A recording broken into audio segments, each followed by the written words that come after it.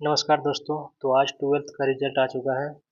इसको कैसे चेक करना है, तो सबसे पहले आपको क्रोम या गूगल पे चले जाना है। उसके बाद सरकारी रिजल्ट सर्च करना है। सरकारी रिजल्ट सर्च करते ही आपको ऊपर में दिखाई देगा 12th Bihar board 12th exam 2026। तो इस पर क्लिक करना है। इस पर जैसे ही क्लिक करते हैं तो आपका ये एक न्यू पेज खुल के सामने आएगा। आप नीचे जाइएगा, नीचे देख सकते हैं यहाँ पे रिजल्ट का ऑप्शन आ रहा है।